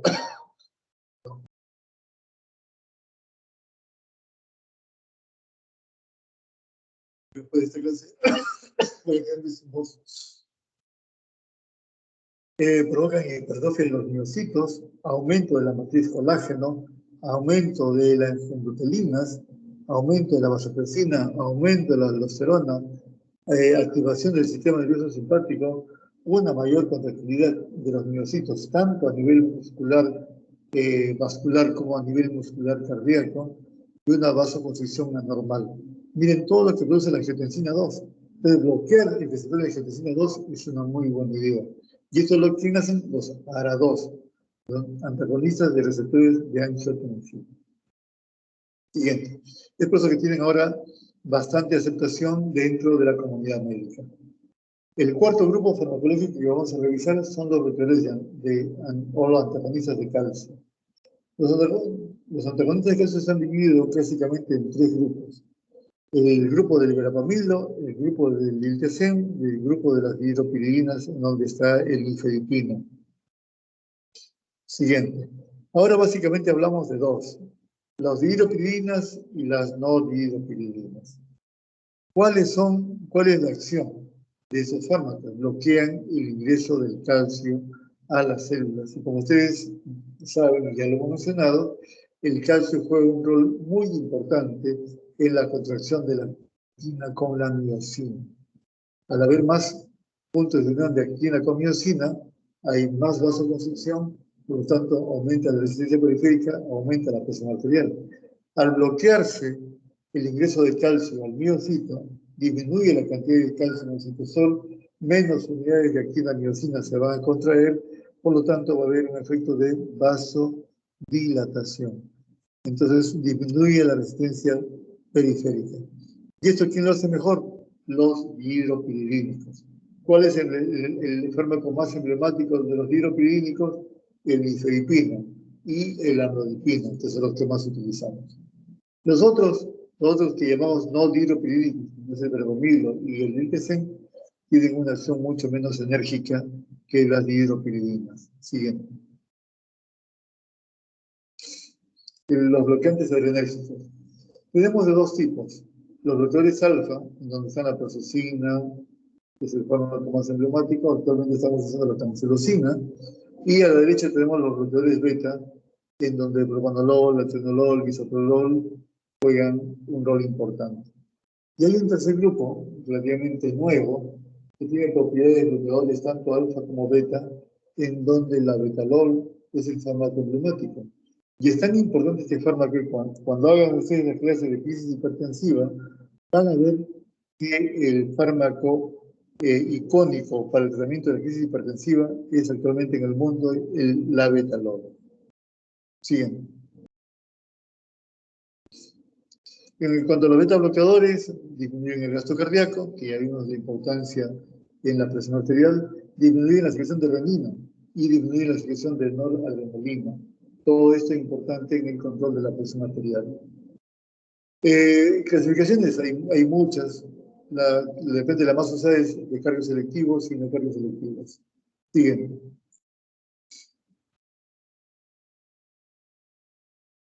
Los bloqueadores alfa son vasodilatadores directos. Actualmente en uso clínico están sobre todo aquellos que tienen acción sobre la próstata. Lo usan mucho los urólogos en la hiperplasia benigna de próstata. Y hay otros bloqueadores alfa, perdón por el garraspeo, que hablar tanto ya me está matando. Son los de acción central. Teníamos dos en uso clínico, la clonidina, que es un poco difícil de encontrar, y la metildopa. La metildopa, ¿cuál es su principal importancia? Que tiene toneladas de estudio durante décadas en todo el mundo que no tienen efectos dañinos sobre el feto. Entonces, cuando yo tengo una gestante con hipertensión arterial, que ya dijimos que se llama toxemia del embarazo, la alfa-metildopa, un bloqueador alfa central, es uno de los fármacos de elección para el tratamiento de este tipo de hipertensión. Siguiente, por favor. ¿Y podemos combinar? Sí, por supuesto que sí. Siguiente. Este cuadrito presenta en líneas continuas los fármacos que podemos elegir de manera preferida en color verde. Por ejemplo, un diurético tiazídico casi siempre va con todo. Va con yeca, va con clorrecalcio, va con ARA2, va muy bien. En línea discontinua son aquellos que no podemos combinar, pero con mucho cuidado. Entonces, por ejemplo, puedo combinar un diurético con un beta bloqueante. Por supuesto que sí. En rojo están las combinaciones que no están recomendadas. Por ejemplo, un yeca con ARA2. Y en negro y discontinua son aquellas que están menos probadas, es decir, que tratemos de no utilizar. Siguiente. En general, las combinaciones son como las que hemos visto. Un yeca o un ARA2 más un diurético más un bloqueador de calcio. Esa es casi una terapia triple que damos en los pacientes importantes. Muy bien, ¿cómo puedo predecir cuándo debo usar terapia combinada? Si el paciente llega ya con una presión arterial mayor de 160/100, lo más probable es que tenga que usar dos fármacos. Es difícil que con uno solo se controle. Entonces, dos fármacos de los cuales, como ya hemos dicho, uno de ellos debe ser el diurético. En segundo lugar, si es un hipertenso que además es diabético, los diabéticos no se controlan tan fácilmente. Es un solo fármaco el diabético, es poco probable, lo más probable es que requiera dos. Tercero, si es un hipertenso que tiene varios factores de riesgo cardiovascular asociados. Ya hemos visto los factores de riesgo. Entonces, es un hipertenso que tiene una presión elevada, que ya tiene un PCR positivo, que es mayor de 1 miligramo por decilitro, que tiene una fuerte carga familiar de enfermedad cardiovascular, que tiene microalbuminuria. Entonces, ya con este paciente, lo vamos a tener que usar 2 fármacos. Y por supuesto, si hay daño de órgano blanco o si ya tiene enfermedad clínica asociada, tengan por seguro que van a usar más de un fármaco en el tratamiento inicial de este paciente. Siguiente. Bueno, eso se lo dejo para que lo lean con tranquilidad. Siguiente. ¿Cuándo utilizar y qué fármaco utilizar? Por ejemplo, si es un hipertenso que tiene insuficiencia cardíaca, ¿cuáles son los fármacos de elección? Ustedes ven, todos los puntitos están puestos, excepto los bloqueadores de calcio, porque tienen algún efecto inotrópico negativo. Y en la última columna están todos los ensayos y todas las publicaciones que demuestran que estos fármacos se pueden utilizar. Si el paciente es, por ejemplo, un postinfartado de miocardio, ¿cuáles son los hipertensivos que debo utilizar? Pues están los bloqueadores beta, están los bloqueadores de enzima, perdón, los YECA, y están los antialdosterónicos, y así por decirlo. En el diabético, prácticamente, usar todos menos los antialdosterónicos porque llegan a elevar el nivel de glucosa. En la enfermedad renal, los YECA y los ARA2 son los de elección. Siguen.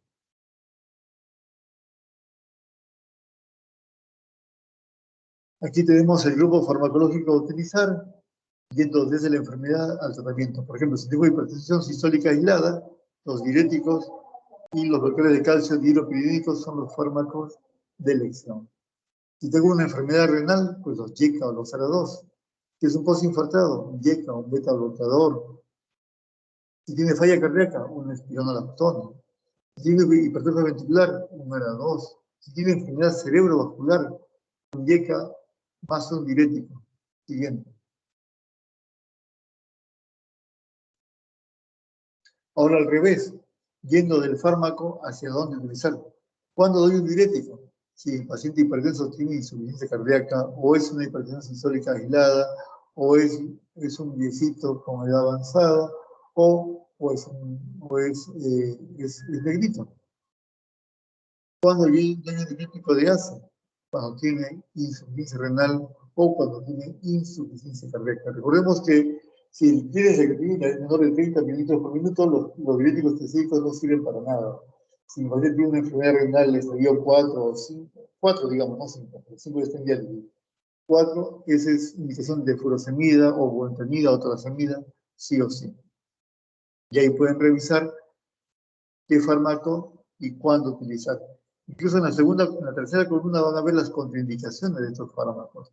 Por ejemplo, como dijimos hace un rato, si tiene gota, no le puedo dar un diurético porque va a aumentar el nivel de ácido úrico y va a desencadenar la gota. Sí. Siguiente. Puedo usar un bloqueador dihidropiridínico, cuando utilizar un antagonista del calcio, cuando utilizar un bloqueador alfa. Ven ustedes que los bloqueadores alfa está ahí la hipertrofia benigna de próstata a la cabeza. También podemos usar la nefropatía diabética y muchas veces lo utilizamos en los pacientes con hipertensión arterial refractaria, es decir, aquellos pacientes que no mejoran a pesar de la terapia triple. Siguiente.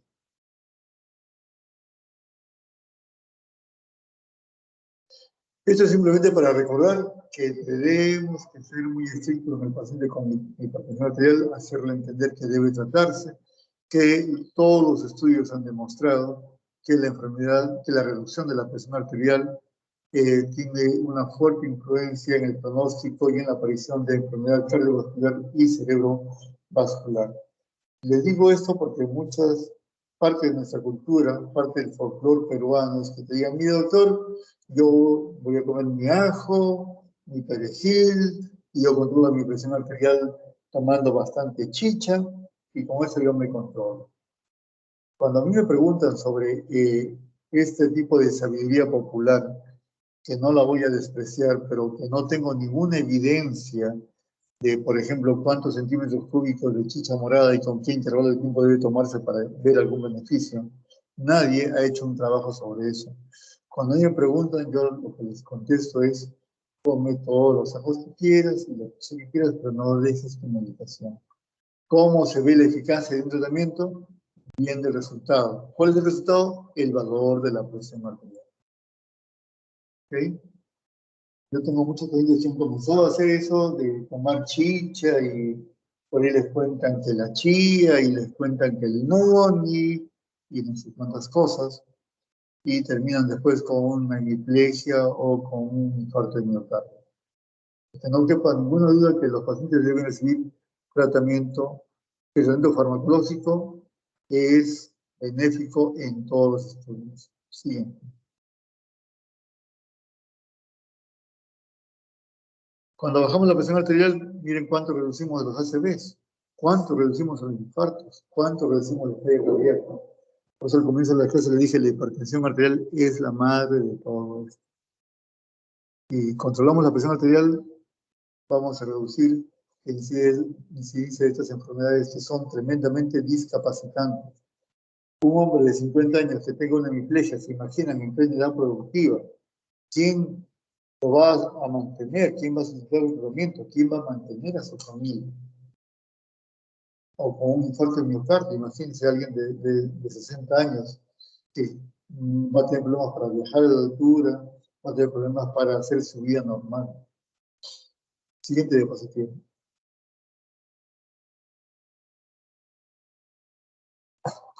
Entonces, que no quede ninguna duda, tenemos que alcanzar la meta, que tenemos que ir evaluando periódicamente al paciente. Acá nos dicen cada 3 o 6 meses. En algunos sitios también ocurre igual en los protocolos del Seguro Social o de algunas clínicas, es lo que se estima. En forma privada yo los veo un poco más seguidos. Recordar que además debemos estar viendo siempre todo lo que podamos modificar, su nivel de colesterol, su nivel de glucosa, su función renal, el nivel del potasio, sobre todo cuando estamos usando diuréticos con YECA o diuréticos con HARA2 que pueden potencialmente ir a la hipocalemia y eso complicar al paciente. Y estar evaluando siempre el daño en órgano blanco. Es decir, hacer por lo menos, según una norma, cada 2 años un examen de fondo de ojo, un examen de carótidas, un ecocardiograma para ver la masa ventricular. Y recordar que el control, si bien se hace por el médico cada 3 o 4 o 6 meses, hay otros profesionales que pueden ayudarnos en el control, son el personal de enfermería o algunos programas que se hacen a través de la internet o a través de la guía telefónica para el seguimiento del paciente.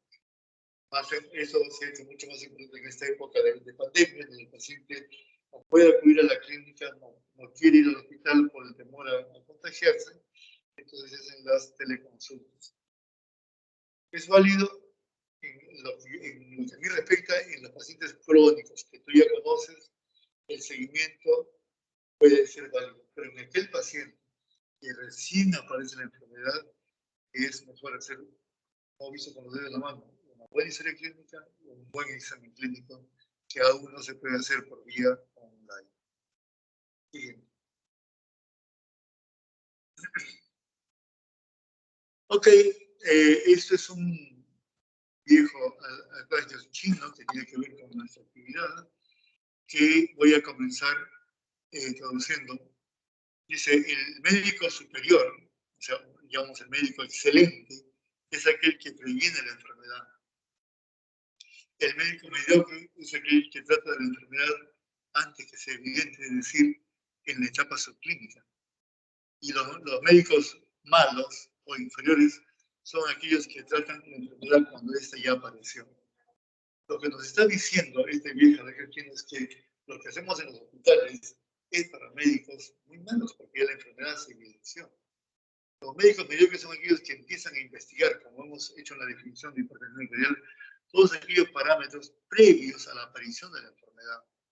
Entonces, si yo veo a alguien que es gordito, que come inadecuadamente, que no hace ejercicio, que ya veo que en la familia hay problemas de índole cardiovascular en tempranas, empiezo a investigar cómo está tu nivel de insulina, cómo está tu cortisol sérico, cómo está tu potasio, cómo está tu colesterol, y empiezo a corregir todo eso antes que la enfermedad aparezca. Pues eso sería pues el médico superior, antes que la enfermedad aparezca. Estamos acostumbrados a la facultad a hacer la parte de recuperación del paciente en lugar de la parte de prevención. Lo que este viejo adagio chino lo que está haciendo es remarcar la importancia de la prevención. Es mejor evitar que aparezca la enfermedad. Por eso le decía, cuando me dicen cuál es el mejor tratamiento del infarto, el paso previo al infarto es la hipertensión. Entonces, si yo trato la hipertensión y ya vi que al tratar la hipertensión arterial voy a ponerlo en buen peso, con una buena dieta, haciendo actividad física, monitoreando su colesterol, sus triglicéridos. Y si yo consigo eso, pues no va a haber hipertensión, o se va a retardar en su aparición, o no va a haber infarto, o se va a retardar su aparición. Muy bien, chicos, creo que es la última diapositiva, ¿verdad? ¿Tienen alguna pregunta?